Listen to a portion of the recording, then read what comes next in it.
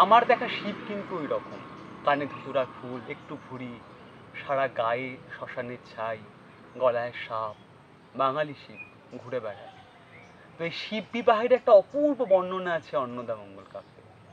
ভারতচন্দ্র রায়গুণাকর বলছেন যে শিব যখন বিয়ে করতে এসেছে ভূত প্রেত সঙ্গে নিয়ে, তখন যারা মহিলা বাড়ির এবং মেনকা যে শাশুড়ি, তারা বরণ ডালা নিয়ে যখন বরণ করতে গেছে, তখন বিষ্ণুর একটু রঙ্গ করতে ইচ্ছে করেছে, একটুখানি কৌতুক করতে ইচ্ছে হয়েছে।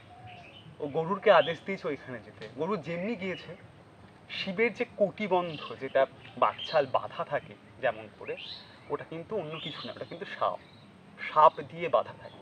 এবার গরুরের সাথে সাপের তো একটা শত্রুতার সম্পর্ক। যে মুহূর্তে গরুরকে দেখেছে সাপেরা, অমনি মাথা নিচু করে চলে গিয়েছে।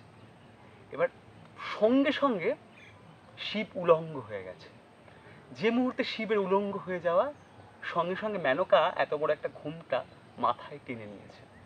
যে মুহূর্তে ওই ঘোমটা টেনে নেয়া, আমাদের মনে পড়বে গান, মেনকা মাথায় দিল ঘোমটা। এই হলো অন্নদামঙ্গলের শিব বিবাহের বর্ণনা।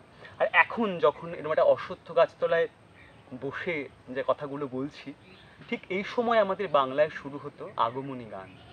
এই যে উমা ঘরে আসবেন, আমাদের বাংলার আকাশ, মাঠ, ঘাট, জলে, গাছের ছায়ায় এরকমভাবে ধ্বনিত হতো আগমনী গান।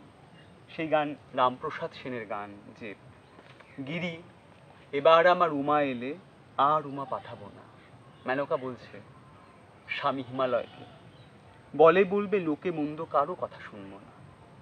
যদি এসে মৃত্যুঞ্জয় মানে শিব উমা নেবার কথা কয়, এবার মায়ে ঝিয়ে করবো ঝগড়া, জামাই বলে মানবো না। দ্বিজ রামপ্রসাদ কয় এ দুঃখ কি প্রাণে সয়, শিব শ্মশানে মশানে ফিরে ঘরের ভাবনা ভাবে না। গিরি এবার আমার উমা এলে, আর উমা পাঠাবো না। এ শুধু তো উমাকে বলা কথা হয়ে থাকে না, মাতৃ হৃদয়ে ব্যাকুলতার আরতি এখানে মিশে যায়। তাহলে এই যে আমাদের শিব বিবাহ, আমাদের বাংলার শিব পুজোর আগে এই যে ধ্বনিত হওয়া আগমনী গান, এই গাছের ছায়া, এটা একদিন আমাদের পুরনো বাংলায় ছিল, এখনো আছে অন্যভাবে। তার স্বর এই মাটিতে কাদায় বাতাসে গেঁথে আছে, কিন্তু আমরা যেন একেবারে বিস্তৃত না হই। এই গান থেকে, আগমনী গান থেকে, সুর থেকে আমরা যেন একবার ভুলে না যাই, গিরি এবার আমার উমা এলে, আর উমা পাঠাবো।